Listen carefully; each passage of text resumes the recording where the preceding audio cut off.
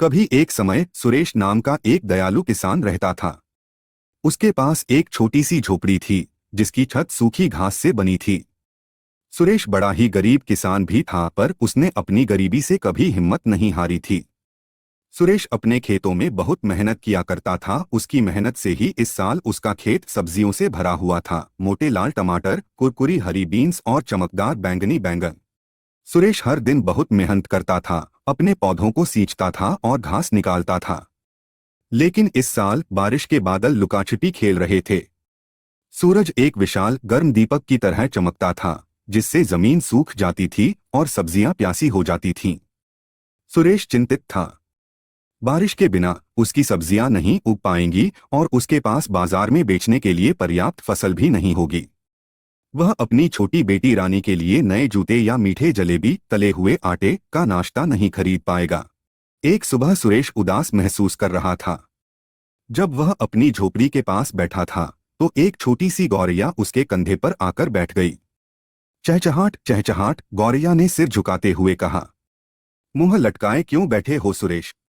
सुरेश हैरान था। एक बोलने वाली गौरैया। उसने सूखी जमीन और भूखी सब्जियों के बारे में अपनी चिंता बताई। गौरैया ने धैर्यपूर्वक सुना। चिंता मत करो सुरेश, वह चहचहाई। मुझे एक गुप्त स्थान का पता है। आम के ऊंचे पेड़ के पीछे एक छिपी हुई धारा बहती है। इसका पानी आपकी सब्जियों को फिर से हरा भरा कर देगा। सुरेश की आंखें चमक उठीं। उसने गौरैया को धन्यवाद दिया और उसकी बताई हुई बातों का पालन किया। सबसे ऊंचे आम के पेड़ के पीछे उसने एक जगमगाती धारा देखी, ठीक वैसे ही जैसा गौरैया ने कहा था। सुरेश ने अपनी बाल्टी को ठंडे पानी से भर लिया और वापस अपने खेत की ओर दौड़ पड़ा। उसने ध्यान से प्रत्येक प्यासे पौधे के चारों ओर पानी डाला। सब्जियां खुशी से चहकती हुई लग रही थीं, उनकी पत्तियां चमकीली हरी हो गईं। कुछ दिनों बाद आखिर बारिश आ ही गई। कोमल बूंदें छत पर टप टप टपकीं, जिससे सुरेश का दिल खुशी से भर गया।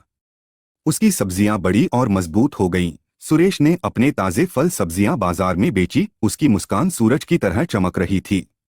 उसने रानी के लिए नए जूते और जलेबियों का एक बड़ा डिब्बा खरीदा।